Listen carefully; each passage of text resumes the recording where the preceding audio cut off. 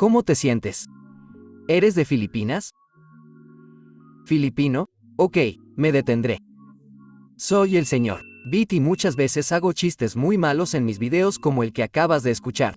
Deja de intentar ser gracioso. Sí, en este video, definitivamente no voy a intentar ser gracioso, ya que esto es algo serio. Este video trata sobre una guerra de la que probablemente no sepas mucho. Si eres estadounidense, probablemente no hayas oído mucho sobre ello en la clase de historia estadounidense, y eso probablemente se deba a que es una guerra que el gobierno estadounidense ha preferido que tú no recuerdes.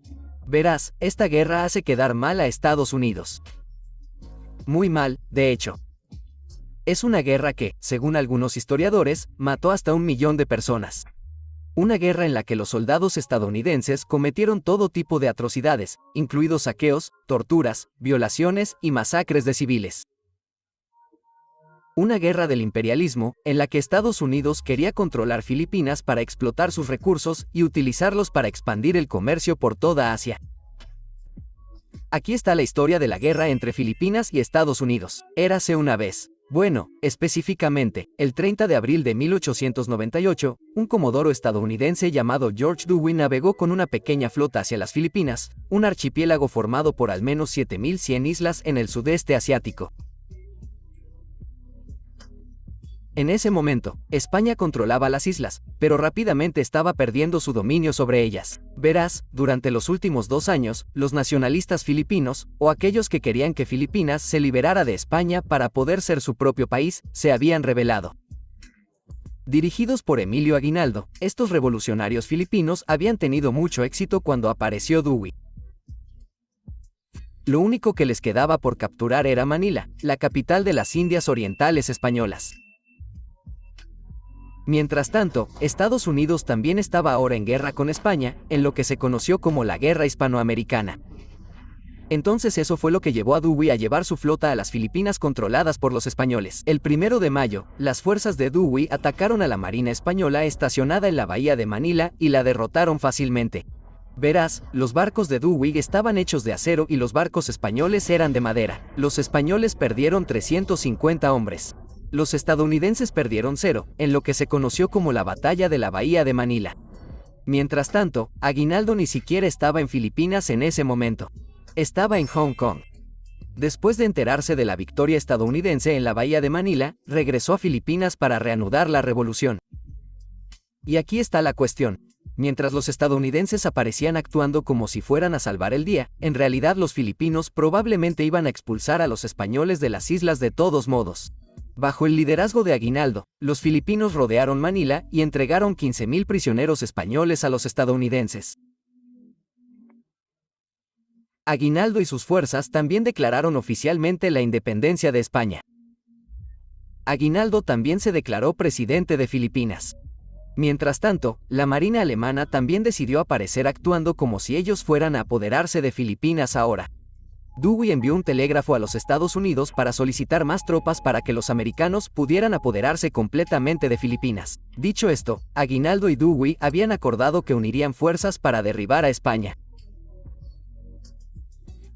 Descubriremos los detalles más tarde. Durante los 2 meses siguientes, llegaron a Filipinas cada vez más tropas estadounidenses, suficientes para ahuyentar a los alemanes.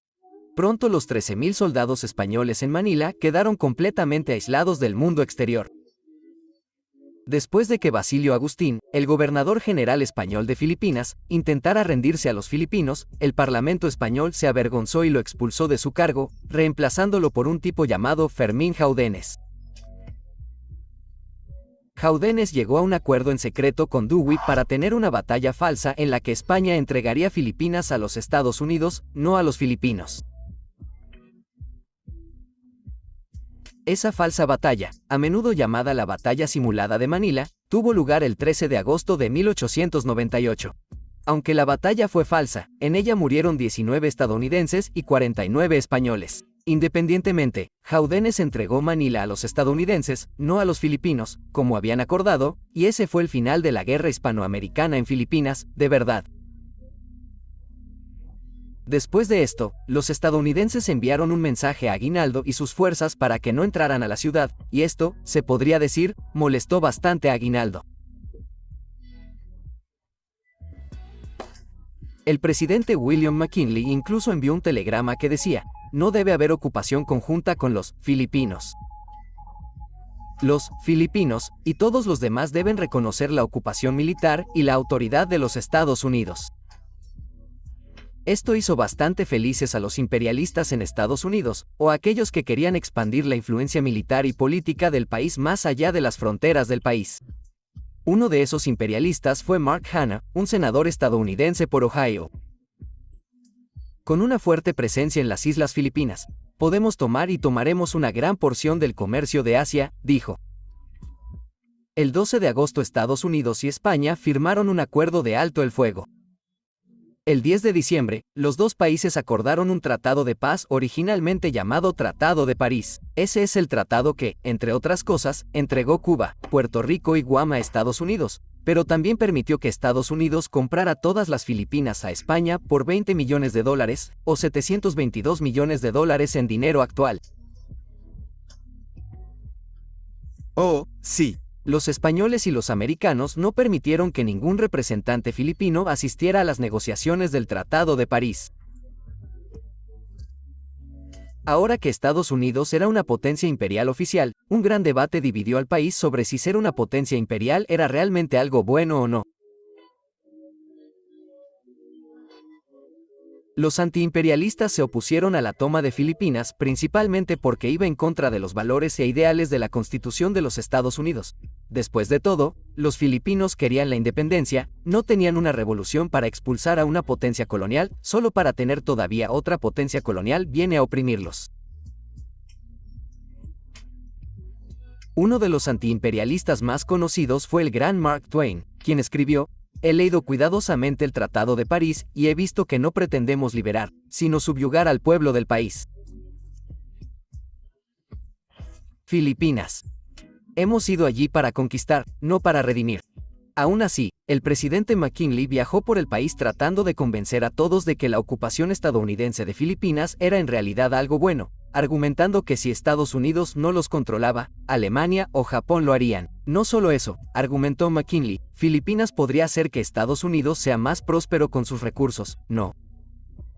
Sí, la ocupación de Filipinas siguió siendo controvertida, especialmente después de que Aguinaldo decidió que ahora estaba iniciando una nueva revuelta, una revuelta contra el nuevo poder colonial. Los Estados Unidos. Declaró la guerra a los Estados Unidos. El 4 de febrero de 1899, aproximadamente cuando el Congreso y el presidente McKinley ratificaron el Tratado de París, estalló un tiroteo entre soldados estadounidenses y soldados filipinos en Manila. Más tarde ese día, Aguinaldo declaró oficialmente que se rompan la paz y las relaciones amistosas con los estadounidenses y que estos últimos sean tratados como enemigos, dentro de los límites prescritos por las leyes de la guerra. La guerra entre Filipinas y Estados Unidos había comenzado. Durante el día y medio siguiente, 55 estadounidenses y 238 filipinos murieron en la primera y mayor batalla de la guerra, la Batalla de Manila de 1899. Cuando los filipinos intentaron firmar una tregua, el Stephen Otis, el gobernador militar estadounidense de Filipinas, la rechazó.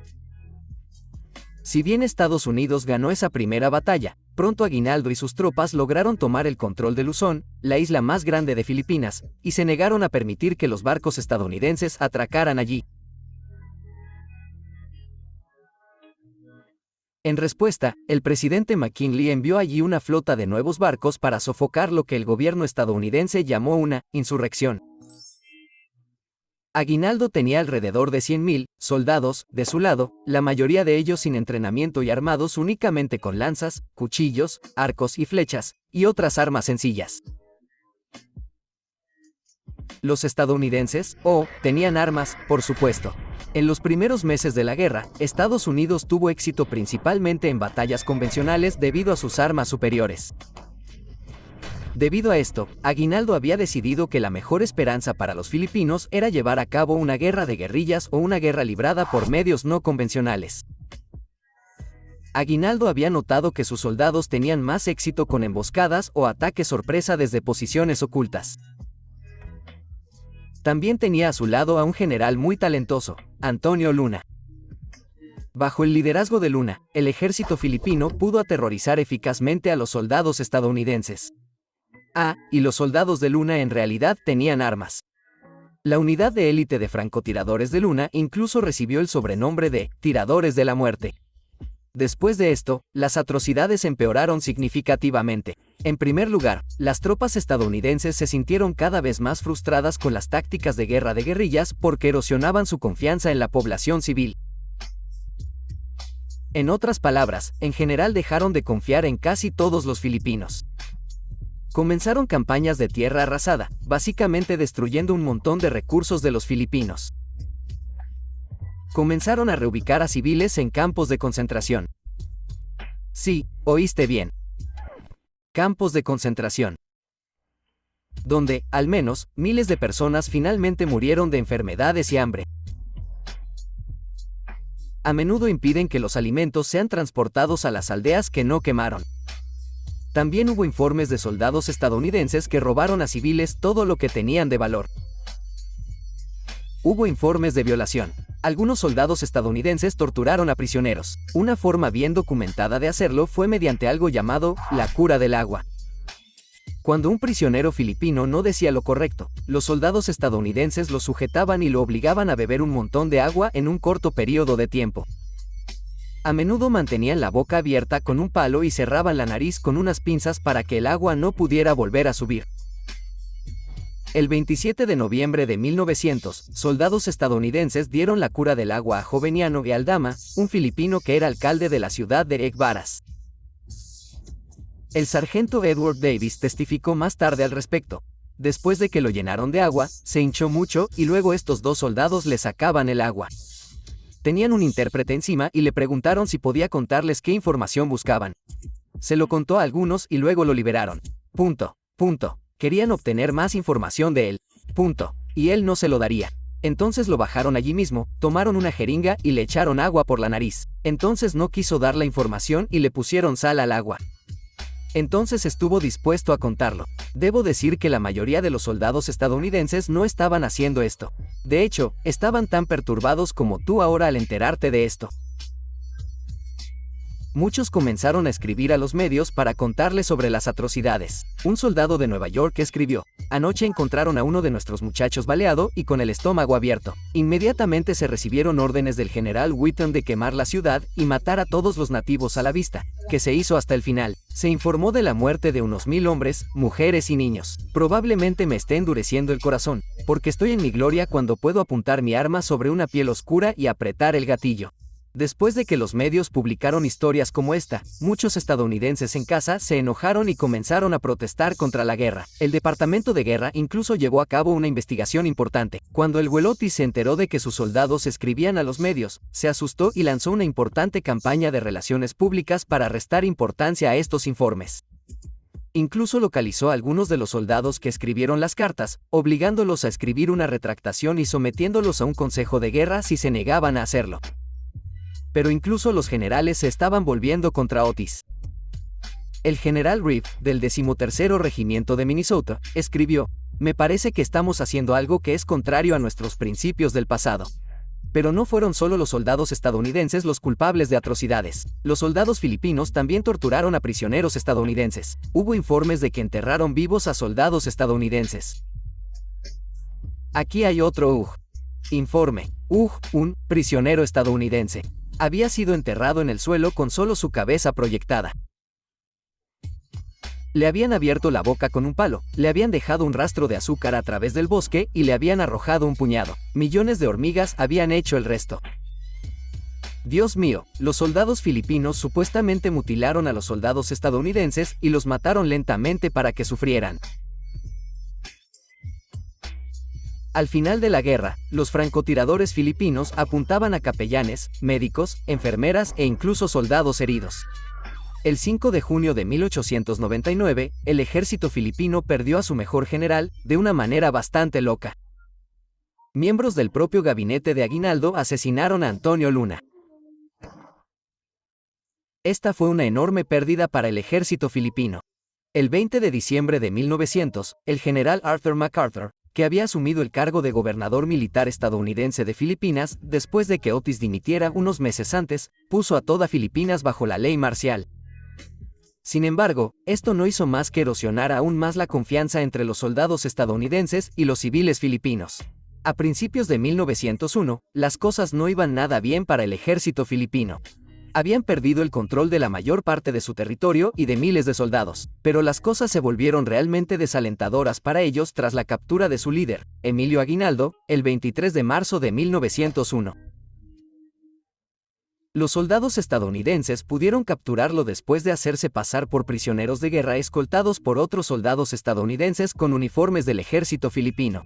Aguinaldo no renunció a mucha resistencia, en ese momento estaba exhausto y cansado de ver matar a los filipinos.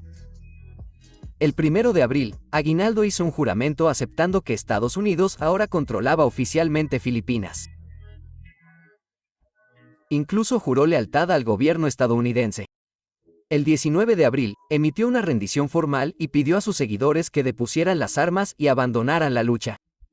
Dicho esto, no todos los filipinos estaban dispuestos a hacerlo, y las hostilidades esporádicas continuarían durante los próximos 12 años.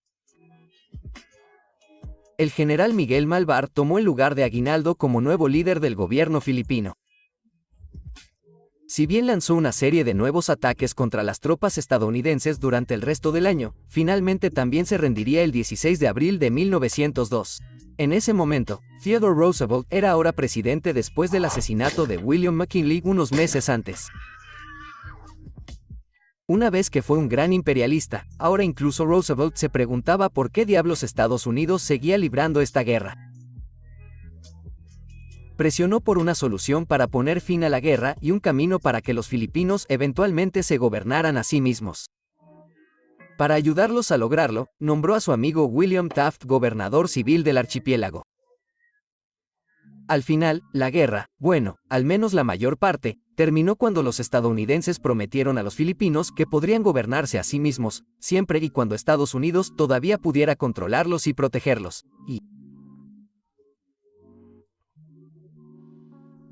Ya sabes, explotar sus recursos naturales. La parte principal de la guerra entre Filipinas y Estados Unidos terminó oficialmente el 2 de julio de 1902 después de que el Congreso aprobara la Ley Orgánica de Filipinas, una ley que incluía el establecimiento de una declaración de derechos para los filipinos y un gobierno representativo liderado por los filipinos, suponiendo que terminaran las hostilidades. Diablos, el presidente Roosevelt incluso proclamó el perdón y la amnistía total para todos los filipinos que habían participado en el conflicto. Bueno, las hostilidades terminaron. Bueno, en su mayoría terminaron. Técnicamente, la guerra todavía continuaba en el sur de Filipinas, donde un grupo conocido como los Moros continuó resistiendo la ocupación estadounidense en lo que se conoció como la Rebelión Moro. Los moros no fueron derrotados finalmente hasta después de la batalla de Bot-Baksak el 15 de junio de 1913. Después de esto, Estados Unidos controló Filipinas y la protegió, suspiros, durante los siguientes 33 años. Fue entonces cuando Filipinas finalmente logró la independencia total. La guerra entre Filipinas y Estados Unidos fue objetivamente un desastre para todos los involucrados. Fue un doloroso recordatorio de que el imperialismo a menudo solo conduce a la horrible subyugación de un pueblo. De hecho, esta guerra por sí sola puso a los estadounidenses en contra del imperialismo, e incluso hizo que el otrora acérrimo imperialista Teddy Roosevelt se cuestionara a sí mismo. La guerra destacó la importancia de respetar la soberanía de otras naciones.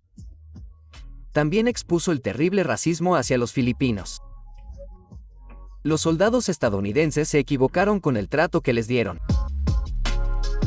En conclusión, probablemente no te enseñaron mucho sobre la guerra entre Filipinas y Estados Unidos en la clase de historia, Girando, a menos que seas filipino, por supuesto, Girando, pero es una guerra importante de la que debemos aprender.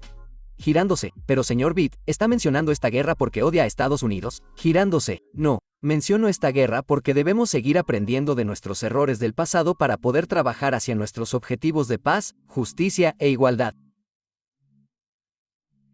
Después de todo, ignorar nuestros errores solo significa que probablemente los repetiremos.